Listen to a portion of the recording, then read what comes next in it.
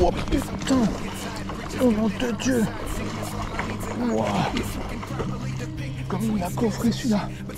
Oh putain, piqué en bout de gueule! Wow, ça va être chaud mon dieu! Oh, il est pas énorme! Pas énorme! À mon avis, ça va être chaud!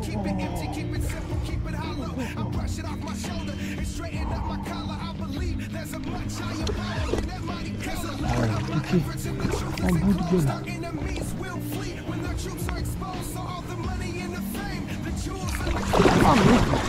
Oh merde! Oh merde!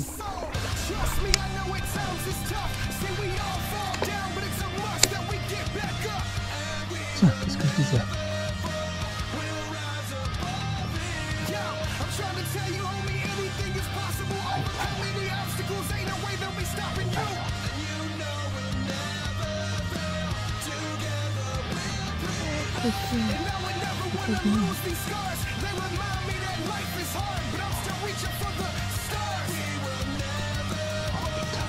Il m'a pris.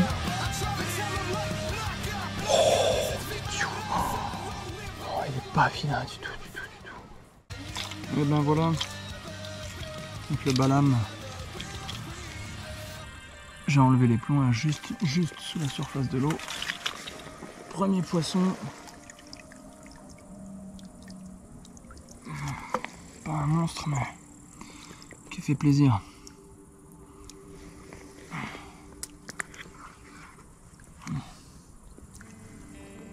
Oh.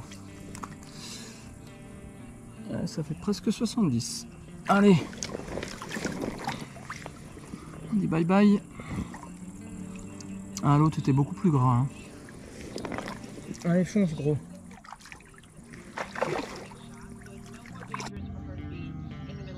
See you hurting and in fact I know you're mad from perfectly identical insertions of our past. The anger that you push down surfaces at last. You're certain that they're doing it on purpose and you spaz. But meanwhile I was shot down last week by another young brother, same color as me. Left me in a blood pool, damn. Did me wrong, huh? Laughed like it was cool, must have heard it in a song, huh? And the last thing I saw was my daughter on the porch. What was once a loving dad, now a problem to report. Realized the bigger problem is the problem we endure. Watched her hero transform from a father to a corpse. And of course, the birth was a young black male. Je change de l'air. Passe sur le Glide Beast. Fluo qui se voit très très loin. Je viens d'avoir une magnifique vague derrière le S-Weaver.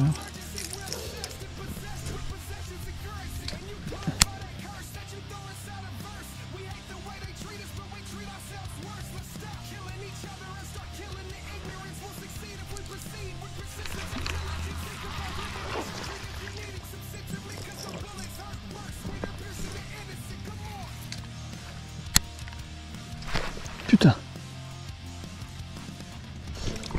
Donc c'est bien lui qui a fait la vague.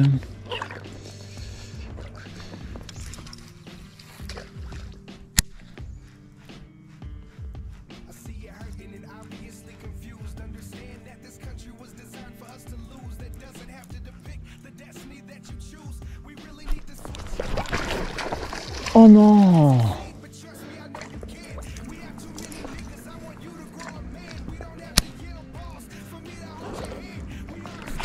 Putain de Dieu! Ouais, c'est pas piqué, je crois pas.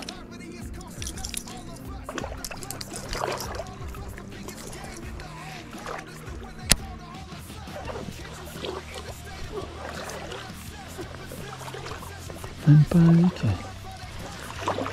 Rien du tout.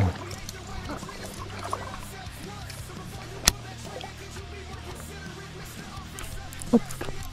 Si, en voilà un. Oh, il est venu le cueillir. Impressionnant. Il est sorti du... Wow, il repart. Non, pas peur. Ah, j'ai peur qu'il se décroche. Je sais pas comment il est piqué. Ouais, il est venu le cueillir comme un basse. J'ai vu le leurre disparaître. Ah, j'aime pas quand ils font ça, putain. Putain. Il est dans l'herbier. Ouais. Ah, ça fait... Je dirais que ça fait un bon 75. Oh putain, nom de Dieu, il est là. Yes. Wouh. Eh ben voilà. Avec le petit essoiveur. 168. Donc petit essoiveur qui va nous se faire cueillir dans le point d'eau du coup. Hein. Comme quoi, si le poste s'y prête, des fois faut pas hésiter à... Oh, quelle teigne! Putain! Donc c'est un pépère qui fait 83. Ça y est. Et je pense que c'est un beau mâle. Il a des nageoires abîmées, on voit que c'est un brochet des courants. Regarde cette caudale. Impressionnant. Et il a une belle morsure sur le côté qui n'est pas encore tout à fait cicatrisée. Ah, on voit même de l'autre côté. Voilà, regardez-moi ces nageoires. Voilà les anacondas des pêches d'été. Voilà, comme quoi, hein. Des postes comme ça, il n'y a pas beaucoup d'eau. Ça fait un peu ce que j'appelle mangrove en face.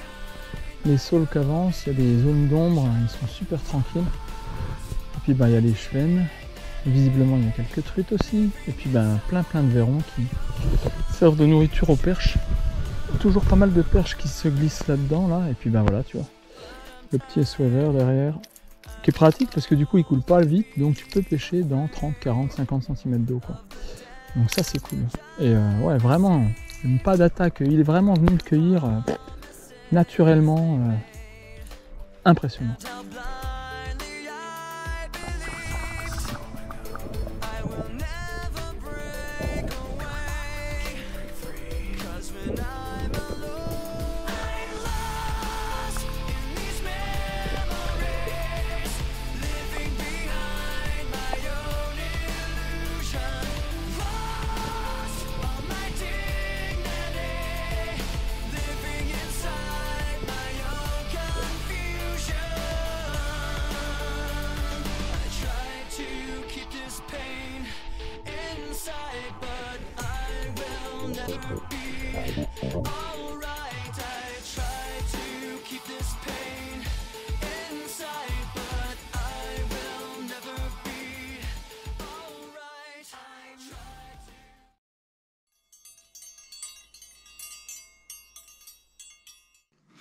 Bonjour à tous et bienvenue sur Big Boy Perche, toujours pour vous parler de mes techniques et approches favorites au bord de l'eau.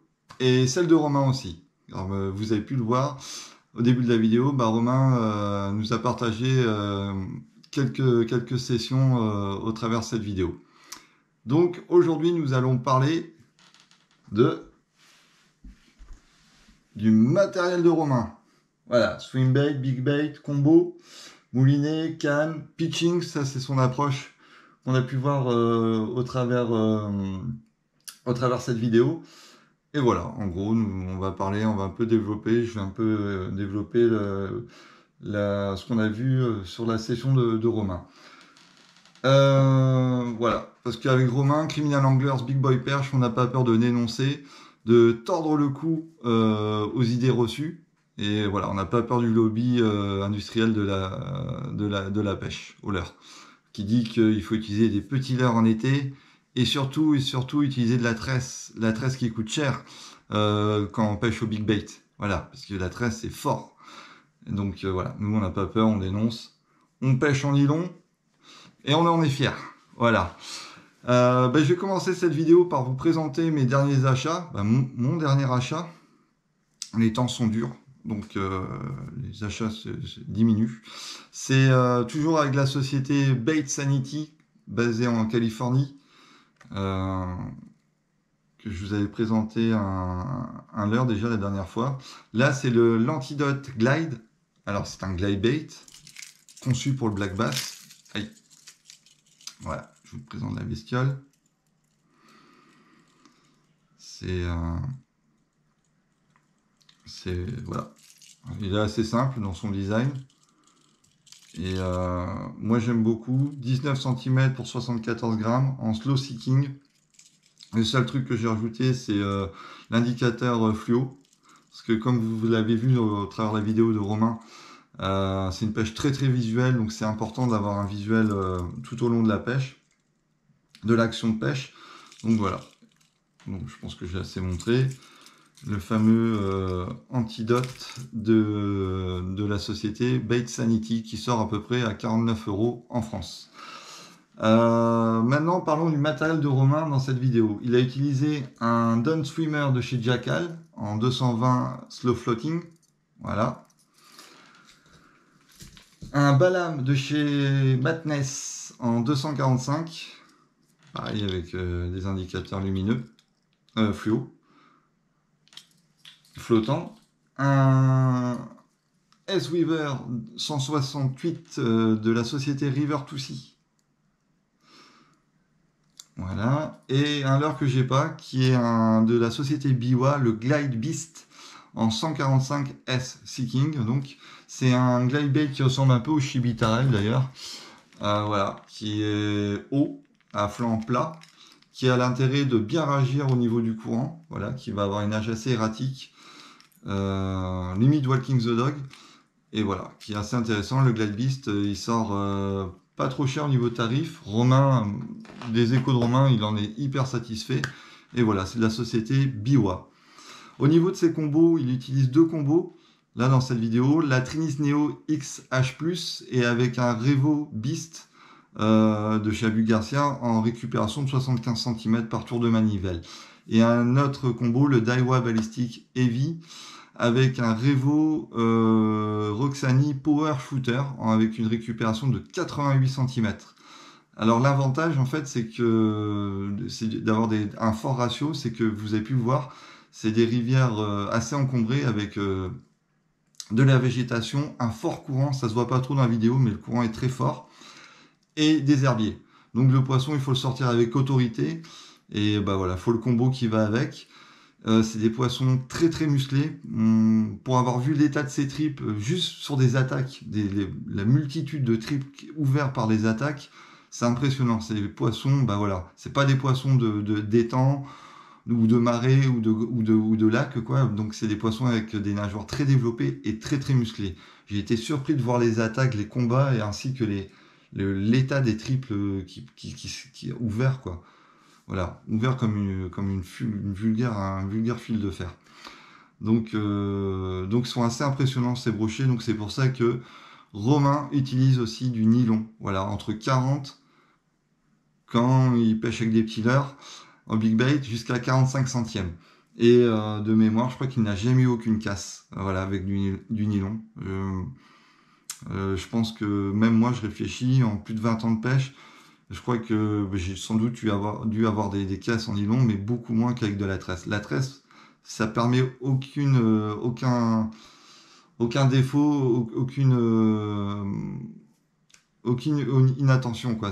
On le paye cash, quoi. Une usure, un frottement, une mauvaise réaction pendant le ferrage ou pendant le combat, c'est la casse assurée. Alors que le nylon va venir gommer en fait des réflexes un peu trop lents ou un peu trop rapides pendant la phase d'attaque, de ferrage ou de combat.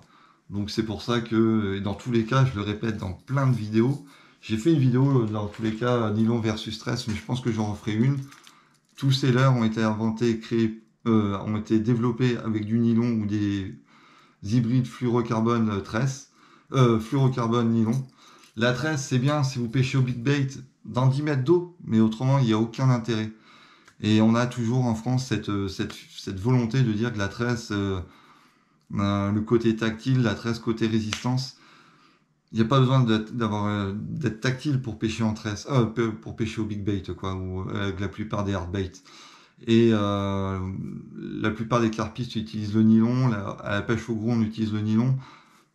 Pratiquement l'Australie, l'Amérique du Sud, les États-Unis, l'Afrique du Sud, tout le monde pêche en nylon. Il n'y a que nous où on va pêcher avec des gros leurres en tresse. Donc si un jour vous perdez à Décathlon, prenez une bobine en 40-45 centièmes et tentez l'expérience. Alors au début, si vous avez pêché toute votre vie qu'avec de la tresse, ça peut être un peu bizarre, mais il y a plein d'avantages. Et pour ceux qui sont un peu plus anciens, qui ont connu le nylon, qui sont passés en tresse, bah, revenir avec du nylon, c'est assez sympa. Voilà, Romain, lui, il utilise le nylon Decathlon, je crois qu'il en est hyper satisfait. Moi, c'est d'autres nylons comme le Teclon Gold en 41 centièmes pour une résistance de 15 kg, 300 mètres pour 18 euros. Pareil pour le Steel Fix Advance, 45 centièmes pour 18 kg, 300 mètres à 18 euros. Le Parallélium, pareil, qui est soi-disant un hybride fluoro-nylon. Il y aura l'avantage économique, c'est-à-dire que après les sessions, il suffit d'enlever les premiers mètres où ça a frotté. Et voilà, c'est reparti. Moi, je pêche essentiellement le black bass, donc j'ai même pas besoin de faire de nœud, de raccord avec un bas de ligne en fluorocarbone. Donc c'est très rapide. J'attache directement sur mon agrafe ou sur mon anneau brisé, c'est parti. Et encore une fois, moi déjà en tresse, j'ai pas de souvenir en nylon, j'ai pas de souvenir en big bait d'avoir cassé. Voilà. Sur des phases de lancer ou sur des voilà. Donc ainsi une fois, mais bon, ça reste rare. Que la tresse, oui, j'ai beaucoup d'aventures qui se sont mal passées en tresse. Au niveau de l'approche, vous avez pu le voir, du fait de pêcher dans des rivières ou dans des secteurs assez restreints. Là, Romain, lui, il a les arbres immergés d'un côté, la mangrove, comme il dit, et les herbiers de l'autre. Pour lancer, c'est compliqué quand vous avez pas assez de recul pour pouvoir lancer. Et quoi de mieux que le pitching? Voilà, on peut aussi pitcher avec des big bait, pitcher leurre à la main. L'intérêt, c'est qu'on va être précis sur son lancer, précis et en douceur sur la pose. Quelquefois, sur les poissons éduqués, le gros plouf peut leur donner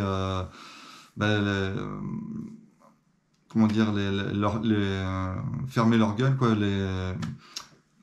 Je vais avoir du mal sur ça.